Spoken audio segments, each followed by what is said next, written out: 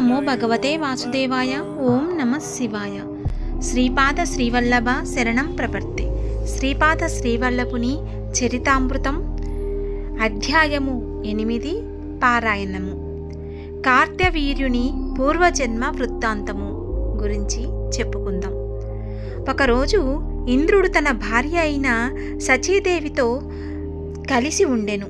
కార్తవీర్యుడు తమ అహంకారముచే ఇంద్రుని నిర్లక్ష్యము చేయుచు నమస్కరించకుండెను. అందులకు ఇంద్రుడు బాధ నొంది శ్రీ మహావిష్ణువు దగ్గరకు వెళ్ళి కార్తవీర్యార్జుని అహంకారము నిర్లక్ష్యము గురించి వివరించి చెప్పెను.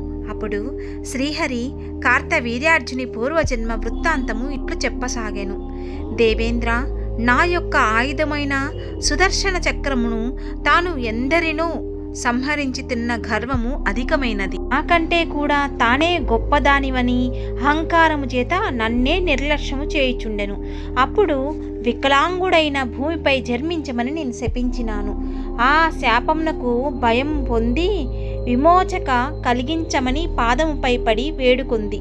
దత్తాత్రేయ అవతారంలో తనను పూజించి సేవించిన ఎడల శాప విమోచనం కలుగునట్లు ఆశీర్వదించాను. ఆ సుదర్శన చక్రమే కార్తవీర్యార్జునిగా వికలాంగుడై జన్మించి చివరకు దత్తాత్రేయుని కృపా కటాక్షము వలన 1000 బాహువులను పొందెను.